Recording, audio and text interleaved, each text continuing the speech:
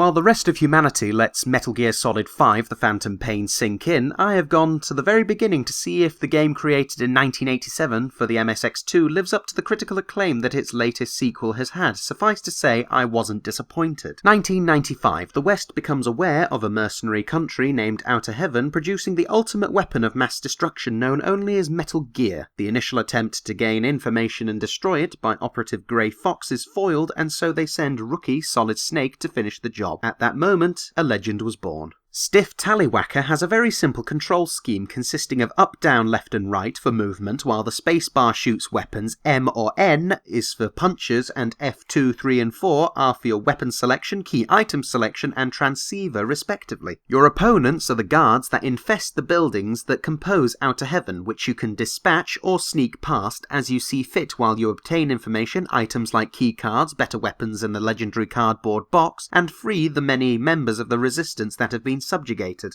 The emphasis on stealth is derived from the fact that Sturdy Serpent has the endurance of wet newspaper and begins with no weapons. At the beginning, you start as a 1-star operative, which severely limits your ammo capacity and health. However, as you free hostages, the limit increases, resulting in you becoming a far stronger foe against the rank and file, while giving you a better chance at surviving the inevitable boss battles against wacky villains like Shoot Gunner, Machine Gun Kid, and Coward Duck as you progress. However, the stealth can be lackluster since the guards act like they have glaucoma and tinnitus. Unless you shoot a gun that isn't suppressed or walk directly in front of the dozy fucks, they'll happily go about their patrol routes forever as you commit unspeakable acts of trespassing. The worst opponent you will be mercilessly stalked by is the awful item selection. Hardshaft is too much of a retarded rookie to be able to comprehend that one can use more than one key item at a time, such as a gas mask and a key card, meaning that when you're stuck in a room filled with poison gas, you have to take your gas mask off to swiftly swipe that all-important key card to escape. That is, if you actually have the right card selected, unlike similar games where you use a key a few times then dispose of it when you obtain a new one. Metal Gear instead decides that it's better if it keeps reusing the old ones at random times, causing many a time where Firm Phallus has to suffocate as he struggles to find which of his 8 key cards is the right one. Also of note is the horrific localization errors, one of which you probably noticed in the form of Shoot Gunner. The man is armed with a shotgun, so I can only surmise he's actually Shotgunner, which even then is unimaginative at best. There are also a number of guards which after a few circuits of their patrol will suddenly declare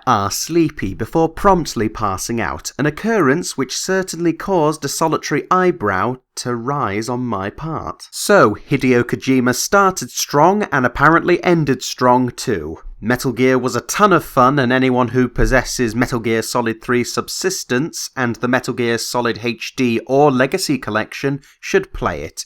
Whether Kojima was able to maintain that strength throughout the interim is a question that I will be answering piece by piece as I venture through the other Metal Gear games in the future.